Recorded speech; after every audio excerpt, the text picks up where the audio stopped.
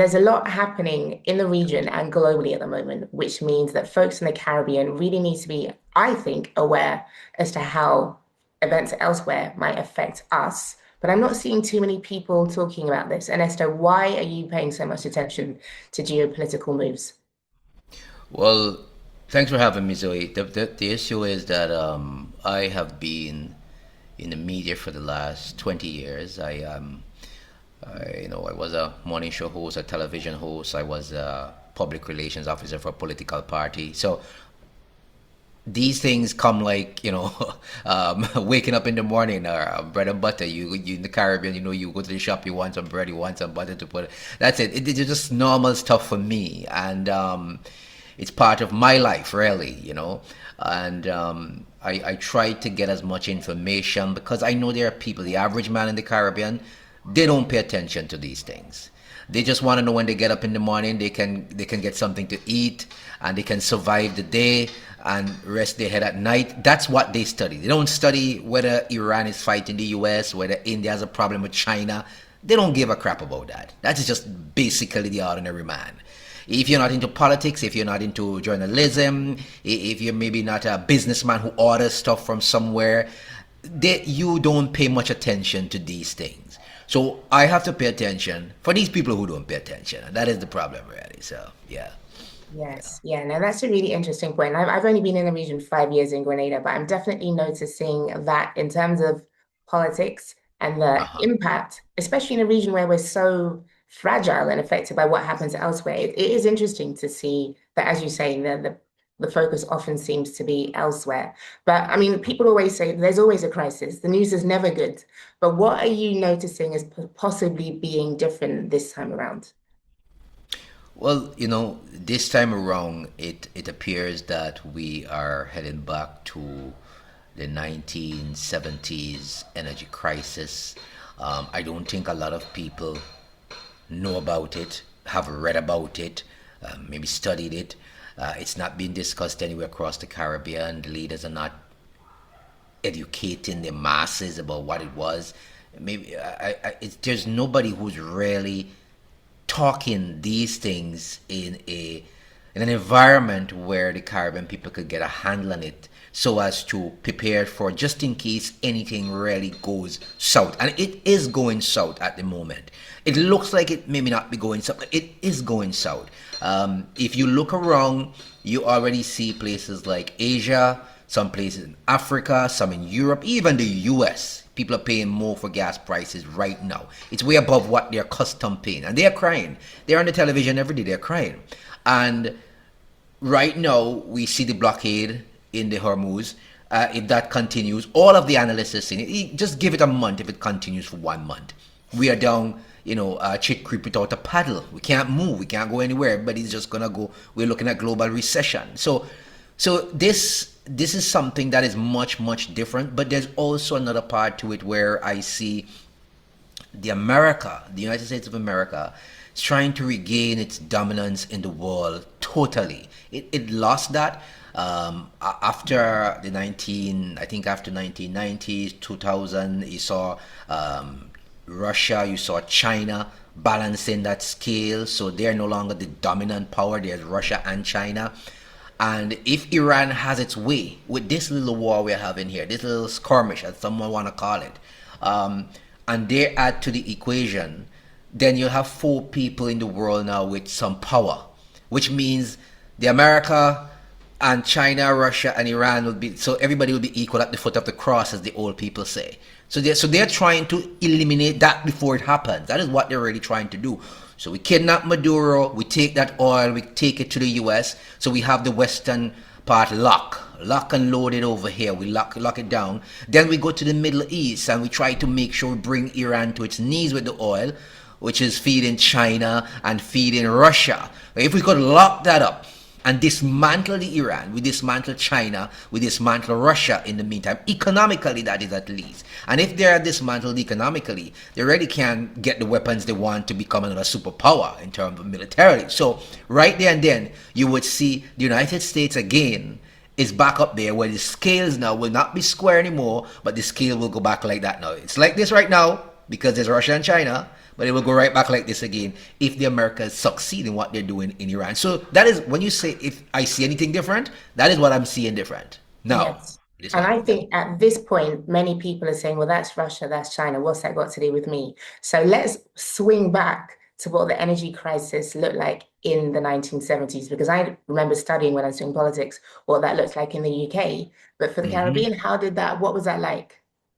Well, I wasn't born yet, so I mean, what did the history books tell you? when it's struck, I wasn't born yet. But from the history, from what people told me, the old people, Mhm. they would say to me, look, and these people are already gone now, but they would have related a lot of stories, the horrors they went through, so they had to go back to the coal pot. I mean, they were now getting stoves, and fridges were now coming into the region, and only a few people would have those things with the money, those with the money in the region, because it is an island, you have a few people with the money, so they would get fridge, they would get a stove, and there were a few people in between who would get a stove, I would get a fridge or even TV.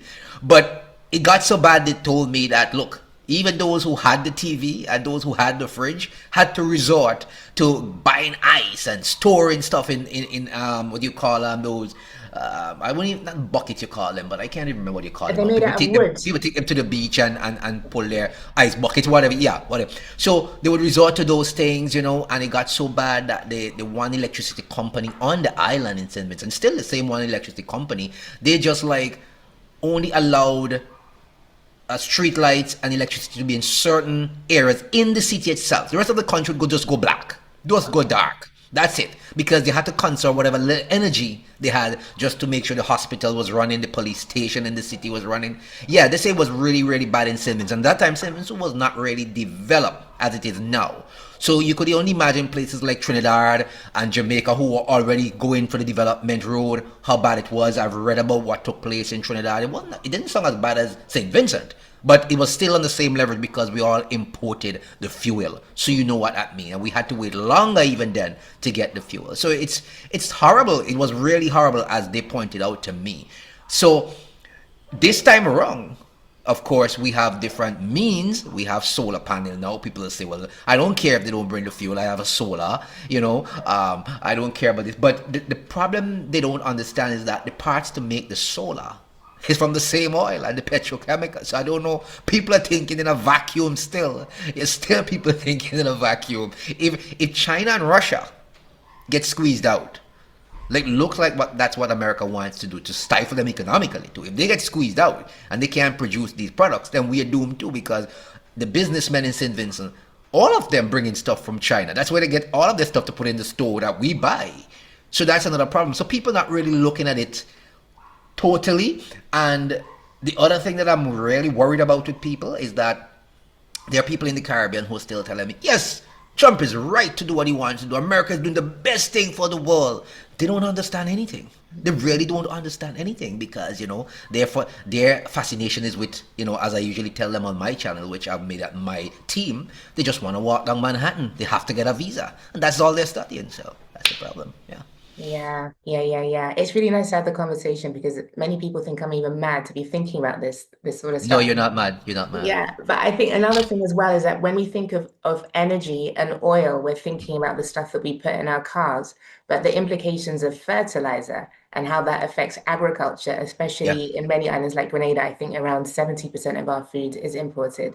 The knock-on impacts of that aren't going to end anytime soon. So yeah, St. Vincent seems to be taking quite a strategic approach with regards to agriculture, though. Is what I read in the press true? Are you guys a little bit more sovereign when it comes to agriculture and being able to feed yourselves? Well, I tell you what, I'm happy you brought up fertilizer because that is one of my main themes which people are not looking at. People are looking at the oil, the oil, the oil, the oil, the oil. But that fertilizer is what will cause mayhem throughout this world. Not even the oil, the fertilizer. And it's already causing mayhem because this planting season, which you see the American farmers in the Midwest are already crying out that, look, we might have to abandon the planting season. Europe is saying the same thing too. So then what do? People said, well, why are you worrying? We can plant to cassava here, we can plant to sweet potato. But guess what? We have to worry about that too because they don't plant any. Mm, Listen to me, good. You have in the 1970s, 80s, St. Vincent used to be once called the breadbasket of the Caribbean. They used to export carrots from St. Vincent to other Caribbean islands. They used to export other provision. Do you know that in the 21st century to the 2026, when there's more technology to do planting, to plant food, St. Vincent does not export any of those things. They import carrots.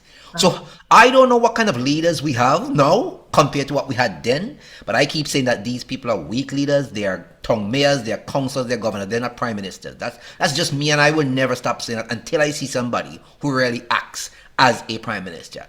And when it comes to this food security, CARICOM said we are going to reduce the food bill 25% by 2025. Well, that's gone. So they push it back to 2030 now. They will never. It appeared that they will never get to that. They were kicking down the can further down the road now with that. So President Ali in Guyana said, "Look, I have tons of lands in Guyana. I'm willing to allow each Caribbean country to have some lands, lease them, and just come and plant so we could supply the Caribbean." It appears that nobody really took him up on that offer except Barbados. I'm not sure how that is going either, right? And then, as you mentioned in St. Vincent, you're saying, oh, well, people here may not be worrying about it because we're talking about we're doing so good. And what we've been doing here is having a lot of grandiose talkings called illusions of delusions. That's what we've been having in St. Vincent. People talk, but talk, but talk. Great headlines. We're doing this, we're doing that. Take I out a thought that picture. was, I thought it was just No, Grenada, but no, it's a region-wide no, thing. it's an entire region. That's why I tell you we have governors and town councillors ruling. We don't have prime ministers because nobody thinks really. And listen to me. And so the last thing the Prime Minister of St. Vincent said, who just came into office, he said at a press conference they had with the Zero Hunger Trust Fund, who has been trying to use people, get people into backyard garden and stuff like that. He said at that press conference, we import 80 to 85% of the food we eat. Now tell me, that sounds like a country is doing very well in agriculture? Absolutely not. So don't bother with these headlines. These are headlines that they go next to a tractor, they say, oh, we're planting some white here, and we're planting some this here, and we're planting some this, we're trying some stuff. All these are headlines, and like I said, illusions of delusions. Nothing is really happening. And so if you hear Prime Minister say 80 to 85% we're importing, you know that this country is in a mess if fertilizer goes south, and it is going south, right?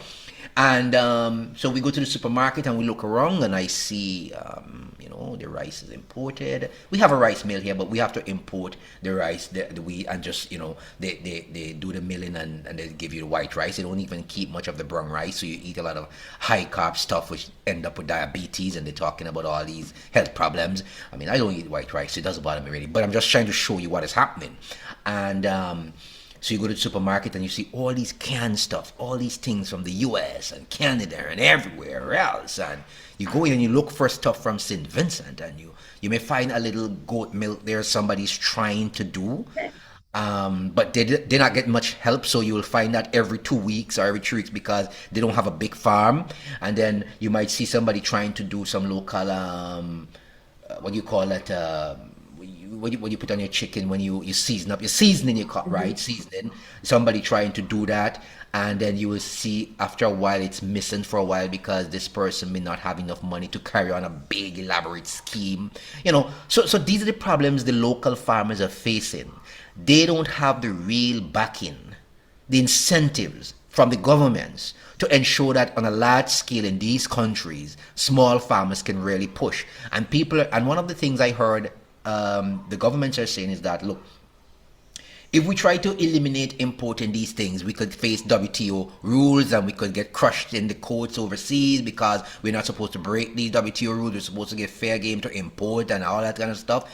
And guess what? That is absolute rubbish. I mean, I've been looking at that, asking people overseas in the World Bank and other places, well, how do we go about changing these things? They said, well, oh yes, we are signed on to these protocols, but guess what?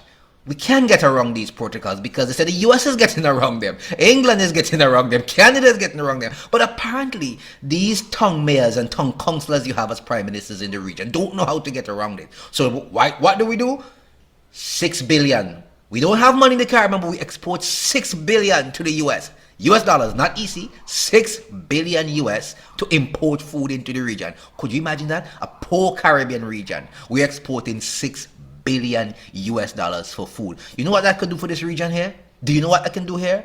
But these people tell me you can't get around the rules. But you can get around the rules because what these countries have done is empower the farmers, give them incentive, give them grants so that they can expand their farms. So you have more local chicken being produced. You have more local seasoning being produced. You have more local chips from the same potato that they don't want to plant being produced. And you push them, you ram them in the supermarkets. Get your people to get accustomed to eating the local foods. And over time, their taste buds for what is coming in will just... And so that is not you breaking the rules, you know. That is just your people liking your taste rather than those imported. And there's nothing WTO can tell you about that. You're not stopping anybody from bringing anything. But these people don't want to do it. They don't want to do it. They're just lazy. They're lazy. Lazy bunch of people. I call it out for what it is. Lazy. Yeah. You speak more freely than I do, and I appreciate that. And I think also in Grenada, we have the history of the revolution and, being able to grow what you eat what you grow. That's something within living memory. So we know that it's not impossible. I find also what's interesting is that the Caribbean is also a region on the front lines of climate change. So Mm-hmm. shocks, whether it's floods, whether it's hurricanes or whatever, isn't something that we're unfamiliar to. So any way in which we can build our sense of security, where in which we can build our resilience, that kind of seems like a no-brainer. So even when it comes to, okay, what happens if the electricity becomes unaffordable? You kind of need to have a plan in place. And, what happens if your roof goes during a hurricane? And that preparedness thing, and I'm guilty of it too, a lot of us just aren't taking it seriously enough. And I know that you had a video kind of listing the items that people should have. But what advice do you have for people who are thinking about preparing, but thinking about putting it off? Um, I urge people all the time to prepare. It's not fear mongering. Some people see it as fear mongering, but they used to have a thing that old people used to say. I don't know if you remember it because I can't even remember it sometimes. I think they say if you fail to plan, you plan to fail or something like that. Right. So here we are. When I tell people to prepare, it's not preparing for some all-out war where the whole world is engulfed in something. I'm not throwing people into that kind of fear. All I'm saying is that even if you have these things on hand, whether it's a solar panel, a small solar light where you can do just in case electricity goes out, and it has nothing to do with this war. It has even to do with the hurricane season that we go through every year. Look at St. Vincent, Beryl, Grenada, destruction Mhm. in a mass, right? Some people were out of electricity for weeks in St. Vincent. What did they have to go back to? Well, they had to go into the city to get a candle. Now, my point about is that could cause a fire in itself if it drops down in the night somewhere in a curtain and rips your house to pieces, right? Because it happened before. It's just not logical. So when I say prepare and I say, listen, go on Amazon or even ask your friends overseas or your family, don't ask them for nonsense like iPads and phone every Monday morning. Ask them for something that you can use in case of an emergency. So the hurricane comes, this is off, there's no electricity for 3 weeks. Do you stay in darkness? No, you can't, right? So you have a solar lamp. What do you do with that solar lamp? It can be charged in the day, it burns in the night. So your house is well lit. So if somebody's thinking about thieving, they will say, oh, that person probably have lighter generators, so I'm not going there, right? So you stave off a problem that you could encounter when you're in total blackness. So when I tell people to prepare and people say, oh, you're fear mongering, you're this, you're that, I kind of wonder what kind of brains do these people operate in? What space do they operate in? I mean, it sounds very bad to some people, but I mean, that's just what it is. I talk it as it is, blunt, because I wonder what space they're operating in. So preparation is not for some war, it's also for hurricanes, it's for if you have volcanic destruction and the electricity systems are damaged because of all this lava flow and this thing that happened. It happened in St. Vincent before, so it's nothing new. So you don't just prepare for war because it's happening in Iran. And I'm saying again, people have to take preparedness seriously. We have this thing in the Caribbean that we are isolated and in a bubble. And nothing will affect us because it's happening over there in Russia. It's happening up there in China and Iran and America. I don't know where to get this thing from that we're living in this bubble and we're so well protected. I don't know where to get that from. And every time an incident pops up outside of the Caribbean, you see these governments scrambling. You see people scrambling. Look at COVID. COVID was a test. And still it seems like nobody has learned. Everybody has gone back to the norm. The supply chain, there was a problem with supply chain during COVID. A lot of people got fired, as you know, in these big countries. They don't want a vaccine, so they got fired. Then there was nobody to drive the lorries, so nothing was being hauled across the states. Then there was a problem at the docks because these people say, I'm not taking it. Then there was a problem with flights because the pilots say, oh, I'm not going to take that either. So what happened? Lack of flights, the ships are not moving properly, they're backed up outside California, see them linger. It was on your television, for God's sakes. Everybody knew it was happening. And everybody said, well, hey, since the food is not coming, this is not coming. Everybody was like in a rush to fast track food planting into the short crops where we can get them done quickly. And everybody did that. So, but COVID passed, and what did we do? Stop that. And we went back to normal. Import, import. So preparation is key. And it is not panicking, and it is not fear-mongering. People need to get that out of their head. Yeah, I think that's really valid advice. And I think for me as well, because I grew up in the UK, it wasn't until I experienced Grenada during Beryl and was working in some of the communities in the north of the island that was most badly affected to see that idea that someone's coming to save you. Like, really, you can't bank on that. The idea that the systems are going to be in place, you're going to get the assistance that you need, like, bank on that not being the case. And then you won't be disappointed because, yeah, I know there are families who were like months without a roof, months without electricity, and that's really quite something. And so it's really interesting listening to your shows and people are saying, why are you talking about a cold pot? Or why are you talking about and what's the ovens? The pan ovens. Why are you talking about going back in the day? But yeah, some of the things might come in quite handy in future. Listen to me. Listen to me. There will come a time when, and I've seen it before, I've seen it in hurricanes right here in St. Vincent. I remember there was, I think it was Storm Daniel, and that was way back in the 1990s. It came across here and it ripped down a lot of banana trees, plantations. It just destroyed a lot of those things. It ripped off some galvanized, some homes got really, really bad damage, and the electricity was out in certain parts. There was a problem with, I think, with some road going to some part of the country where there was like a division, so nobody could get over, and there was just one road going there. So that's a problem right there. So no gas truck was going up there to deliver LPGs to certain people who sell LPG in the area. So what did they do? Back to coal pot, roast breadfruit, cook food, bake and drum oven. And still today, because of that situation, some of those areas in the north of the country, people still have these drum ovens outside. They don't use them as before, but they have them there, well rested and good. If you go there now, they're still there, and they have them, and they say, listen to me, I'm keeping this. I don't care if it's 2020, 2021. And even sometimes they use them because I know there's a lady in the north of the country. She used the drum oven to bake tart to sell on a weekend, and everybody buy these tarts instead of going to the supermarket to buy what they have because they're saying what? They taste so much better. So don't bother with people. There will come a time again. I don't know when it will come. I'm not a prophet. But if you look at what is happening in the world, there's always circumstances that could lead to you going backwards instead of going forward. It happens every now and then, and it appears to me, and I'm saying I'm no prophet, but it appears to me that there is a cycle, things happen in a cycle in life. So you will see, and this could happen again. So when I see people criticizing what our coal pot or drum oven, well, they will learn sooner rather than later what I was talking about. And for me, I won't have any more say on them. I sound horrible, but that's just it. If I tell you that this is not fear mongering and panicking, but you're looking at what is happening, you're following, as the people say, you're following the money. You're looking at what is happening. And you're seeing the trajectory of certain things. And you could go back in history and place history on top of what is happening now. And you can see what people did during that period of time, what took place. And you have a pretty good idea what is coming down the pipeline for you again. Because like I said, it's a cycle. We keep going in this cycle all the time in life. But some people don't understand these things because their head is in the cloud and they become so accustomed to the cell phone to pick up and make a call on the network, and they go home and there's internet. Well, Beryl came and there was internet, no internet for days and weeks. So that's just a snapshot of a lot of things, but people don't get it yet. So I just leave them to their own peril. Yeah. Yeah. And last question to those in the region who say, well, we don't need to worry because we have Trinidad and Guyana in terms of oil. Absolute rubbish. Yeah. Absolute rubbish. Talk us through And that. Why? well, I'll tell you why it's absolute rubbish. Trinidad itself said its government just told us about, since they got into office, the new government. They said, look, the refinery is closed.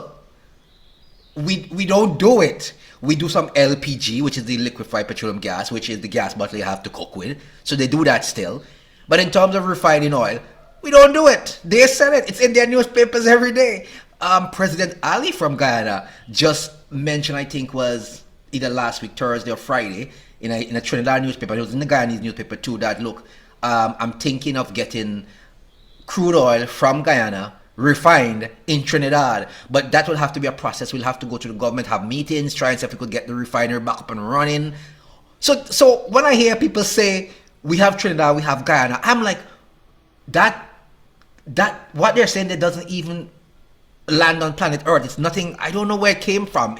I don't know, because so there's nothing happening there. Trinidad imports fuel, they distribute it throughout CARICOM. Then you have Guyana, a lot of crude oil, BP, Exxon, Shell, everybody's down there sucking out their crude, shipping it to Louisiana, to Texas, and all these places to refine as oil. And Guyana imports oil. There's no domestic refinery in Guyana. So I don't know. Do people want to take the crude and dump it in their car? Well, the car won't move. Crude can't go in car. Crude can't go in gas bottle. So when I hear people say these things and I try to explain to them, these things just don't resonate on earth. These things, I don't know where they get these fanciful ideas from. And that's because of a lot of ignorance, where people don't teach people anything.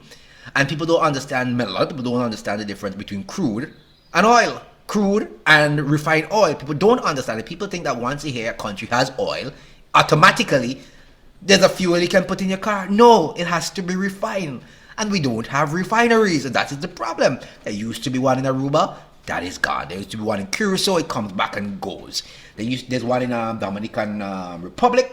They do refining domestically. That's all they do, just for consumption there.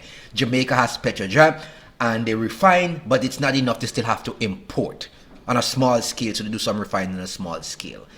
So there is nothing happening in the region in terms of we saying, okay, well, we have oil in the ground, we're extracting it, and we're refining it right here. Hey, stop your dreams. It's not happening here. We have to import it. That is why you saw in Guyana just yesterday all this mass chaos at the gas station, because what? Logistics already start popping up with the same oil that's coming from the Middle East and then goes to the US, to Louisiana, refined there, and then we buy it from Louisiana in the US, and then you see the ships going to come in time, and there's logistics, and there's backup, and then so what are we talking about? It's just starting to hit us in this side of the region. Everybody and all the experts, and I've spoken to people like in Rubis and Sol and all these people, and they would say to me, look, if there's ever a war and it goes on for a long time, there's a lag in the region. So we think everything is nice, but when it comes, and it takes about 4 to 8 weeks to get to the western part of the world. And that is why the US is already feeling the real, and that is why we're going to start to feel it very soon. And that's why Trump is up there behaving like a madman now, because he realizes it's coming home, even though he says, look, we have lots and lots of oil, we don't care. But he cares. Don't bother with them. That's just politicians. They try to eliminate as much fear as possible among the population.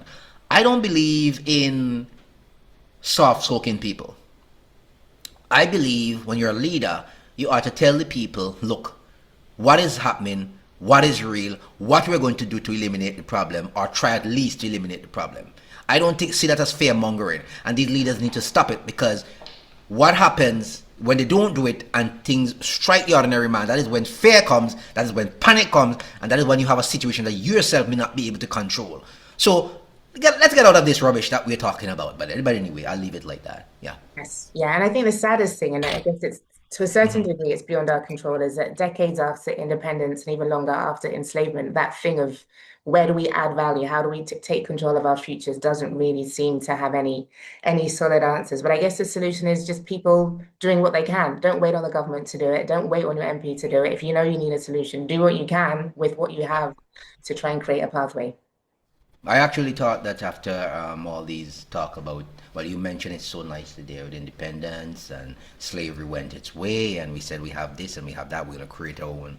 But that is just another illusion of delusion, because we just a good phrase in time. We talk about all these nice things about sovereignty and all these bunch of garbage that we talk about. But here, so we have oil in the ground, and Guyana has this massive oil field. In comes Exxon, BP, everybody comes in for the kill, right? Okay. So why didn't the government at the onslaught? Because this is how I think all the time. This is how I think all the time. So I have this with me.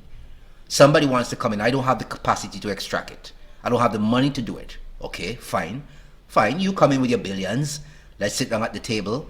Don't tell me you're going to give me 1% when you extract it and you take 99%. I'm saying to you, if you're coming in, you can take at least 60 and give me 40. If that's not good enough for you, because I start at the highest income, so we start at 80-20 and then we go down. So if we land at 60-40, that's fine. If we want to stay at 80-20, that's even fine for me. So fine, say 80-20 because I'm doing the extract and I'm using my money. So let me stay at 80-20. So I get a good piece of money for my country. But second to that, I add more because it's mine. You want it, right? So I can leave it there. You'll never have it, but you want it. So let's stay at the 80-20. That's fine. And then here's what I said to you. Here it is here. You're going to extract it, but guess what? I want to become self-sufficient because it's mine. So here's what you're going to do as part of the deal. If you even want to carry it down to 90-10, here's the deal that you have to do. You have to build at least 2 refineries for me here so I can do domestic production just for my consumption. Because I know you want to export and you want to make money, but that's fine. So let me be self-sufficient at home just in case something goes awry. I don't have to go back and buy from you again because you're making double the money from me.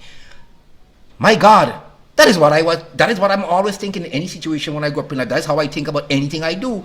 So I'm saying, why is it that Guyana never put that proposition on the table to these people? I mean, it's just like, what is wrong with these people?